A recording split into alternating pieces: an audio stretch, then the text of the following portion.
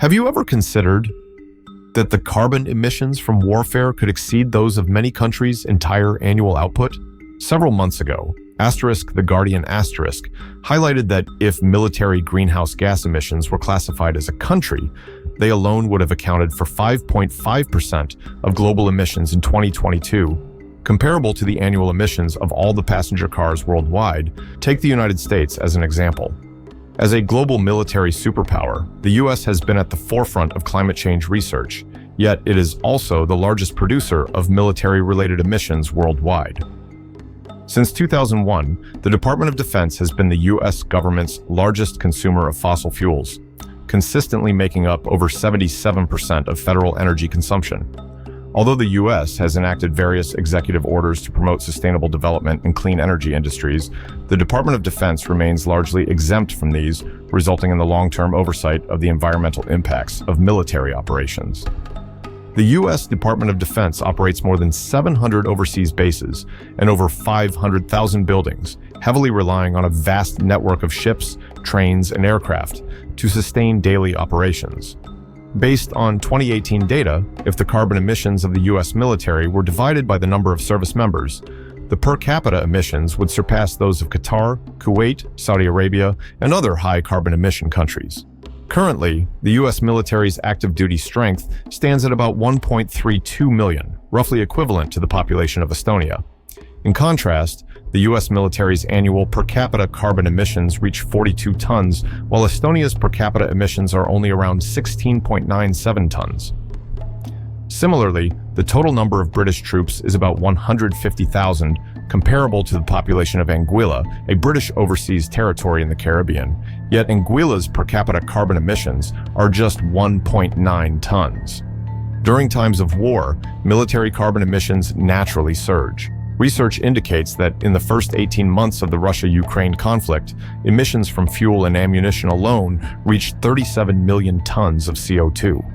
If this figure were considered a country, it would rank around 70th among 209 countries or regions worldwide, similar to Slovakia's annual emissions and surpassing the annual emissions of over 130 countries or regions, including New Zealand, Sri Lanka, Jordan, and Hong Kong. As data shows, Russia's fuel consumption is at least 3 times that of Ukraine. As the invading force, Russia employs a more aggressive exterior line strategy, launching simultaneous attacks from the north, east, and south of Ukraine, necessitating higher manpower and material resources. Additionally, Russia's vast territory extends supply lines, increasing the carbon cost of transporting military supplies to the front lines. However, the report does not include emissions from fuel procurement and production, as some of the fuel may be long-term military stock, making it difficult to track its origin and manufacturing process. If the entire supply chain were calculated, the final figure could be 2 to 5 times higher. In contrast, as the defending party, Ukraine adopts an interior line strategy, where its troops are already positioned on the battlefield and mainly defend positions to exhaust the enemy's military power, requiring less movement. This deployment strategy concentrates forces, allows for flexible maneuvering, and, combined with Ukraine's expertise in guerrilla warfare and light equipment, results in significantly lower fuel consumption, creating an asymmetric usage between the two sides. Generally speaking, the carbon emissions caused by war can be divided into the preparation, warfare, and post-war reconstruction phases. When considering military carbon emissions, people may instinctively think of fuel, explosives, and other consumables, but post-war reconstruction is actually the most significant source of carbon emissions. In the first 18 months of the Russia-Ukraine war, infrastructure reconstruction is expected to account for 54.7 million tons of CO2, 36%, equivalent to Germany's 2-year carbon emissions. In addition to warfare, the carbon emissions from fires are also significant.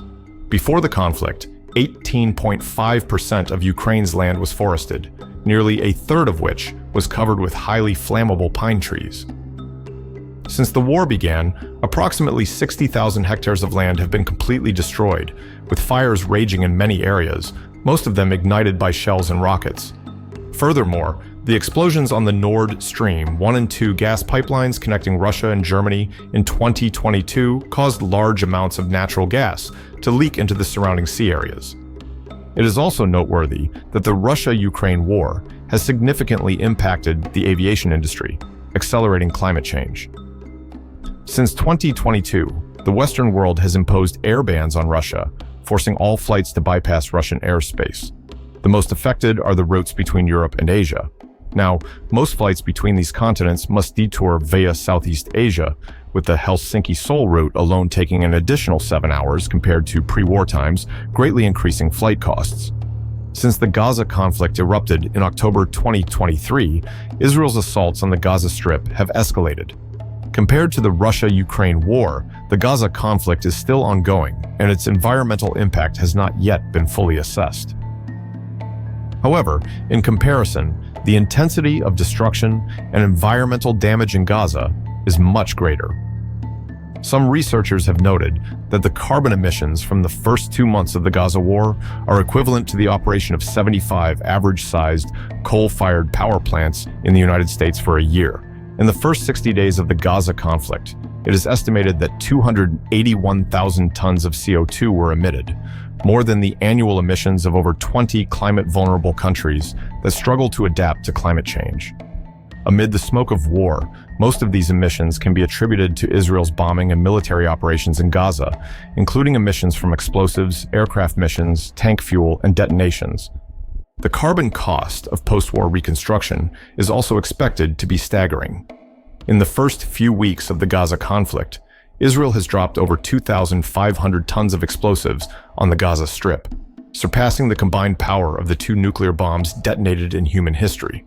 With multiple offensives, more than half of Gaza's homes, 80% of its commercial facilities, 73% of its schools, and over 200 places of worship have been destroyed or damaged, with up to 83% of groundwater systems rendered inoperable. The carbon cost of reconstruction is expected to be extremely high. Rebuilding the 100,000 destroyed buildings in Gaza using modern technology is projected to generate at least 30 million tons of greenhouse gases, equivalent to the annual emissions of New Zealand or Cuba, and higher than the annual emissions of 135 countries, including Jordan, Sri Lanka, and Myanmar. Comparing the two conflicts, the war in Ukraine is mainly a ground war, with tanks and diesel being the primary military equipment and fuel sources. Additionally, Ukraine's forests contribute to fire-related carbon emissions. In contrast, the Gaza conflict is primarily air-based, leading to high demand for combat aircraft and aviation fuel. It is also necessary to consider the greenhouse gases emitted during daily training, exercises, and the movement of these aircraft. The same report indicates that of the 281,000 tons of CO2 emissions produced during the Gaza conflict, 250,000 can be attributed to various combat aircraft emissions, with more than half coming from U.S. transport planes delivering military supplies to Israel. Among the Israeli Air Force's fighter jets, the F-16 and F-35 alone account for 120,000 tons.